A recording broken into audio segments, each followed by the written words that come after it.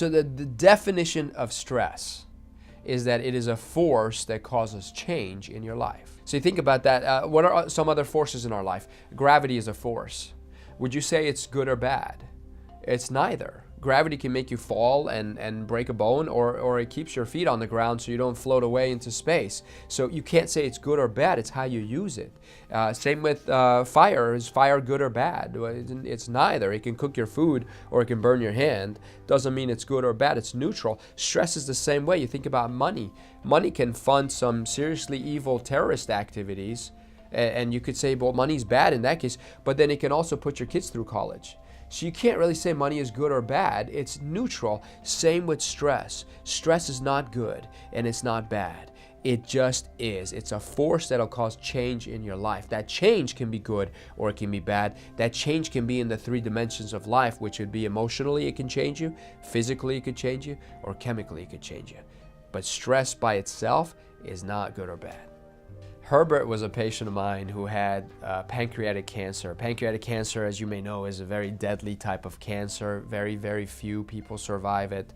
And he was diagnosed with it when I first met him, probably 10 years ago. And he went through a couple rounds of chemotherapy. Because he thought he was going to die in the next 6 months, he decided to leave his practice. He was an attorney. He wanted to leave the practice and everything. He retired and he went on a trip. He wanted to see New Zealand. So he traveled throughout New Zealand, spent probably 6 weeks there, came back, and when he came back, he was in remission.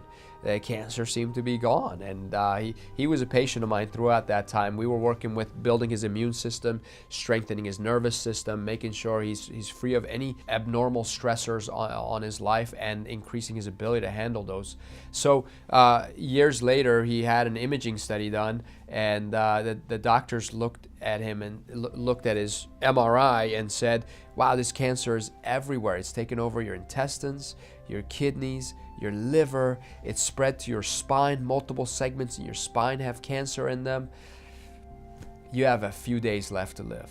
And I remember when Herbert came back to my office the next day, it was the first time he actually looked sick. It was the first time he actually looked like he had cancer. Until then, it was amazing. He just looked healthy. But just hearing that news, it just tore him down. And so the reason I tell this story in the book is that a lot of us love to blame our genetics for conditions like cancer, heart disease, diabetes, and stroke, chronic diseases. But when you do the study, you'll find out that a lot of people who don't have a family history of cancer still get cancer.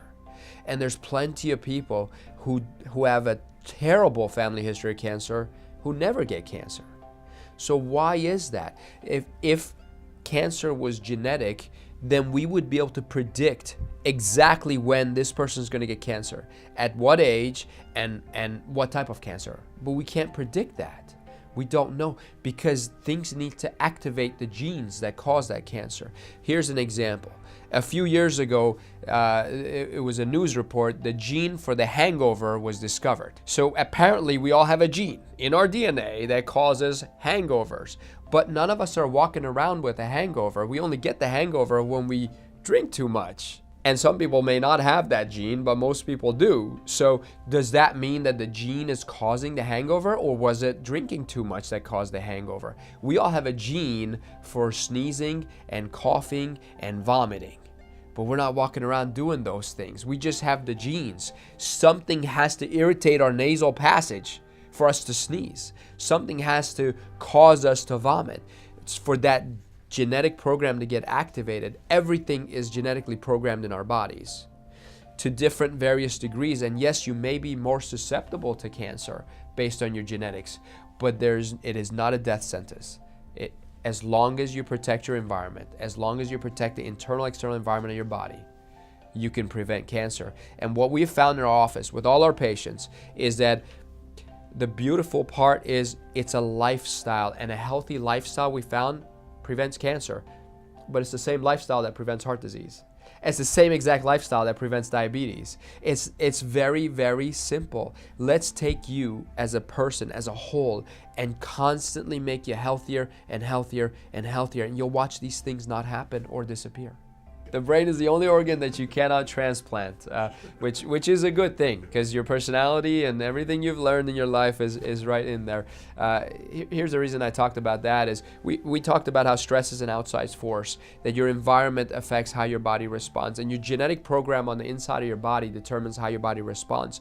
But there needs to be an interface, something that brings the information into the brain, into the body, and something that processes that and sends the information out. Well, that's the brain. And so if we don't look at the brain and the nervous system, we're missing the biggest part of this. Because you could have fantastic environment and everything could be good, but if the information is not being processed properly by the brain, you're not going to function properly.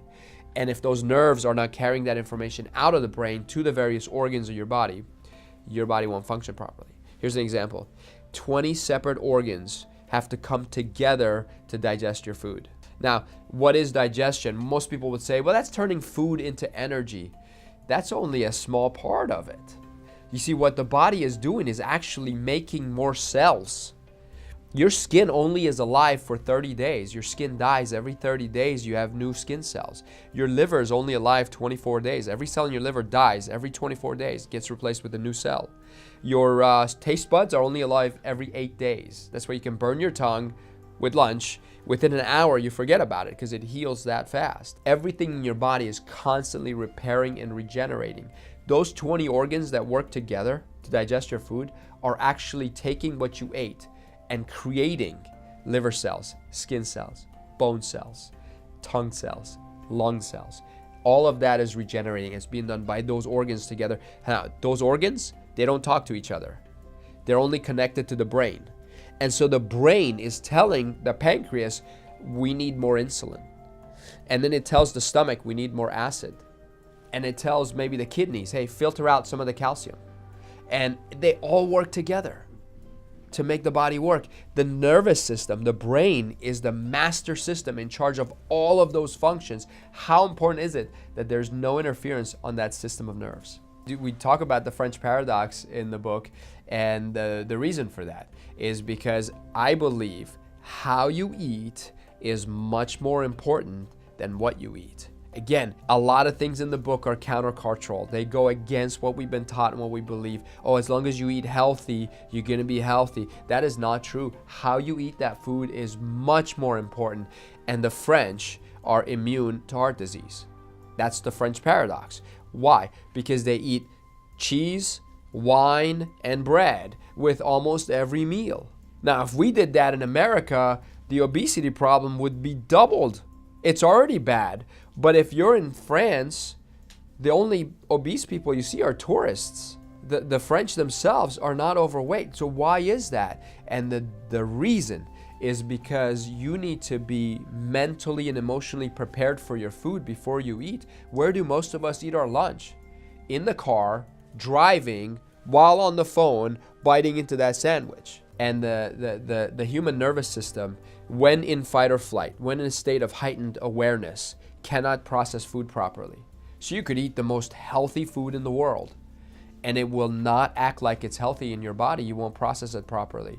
And that's part of the problem here in America today, is we're not eating the right way. Not the right foods, but we don't eat the right way. In France, in kindergarten, they teach the kindergarten kids how to eat. Part of that is you need to socialize with your friends while you eat. So talk to your friend, eat slow. And here in kindergarten, we say, don't talk, just eat. Eat fast. Bell's gonna ring. Very different mentality. That's what we need to change.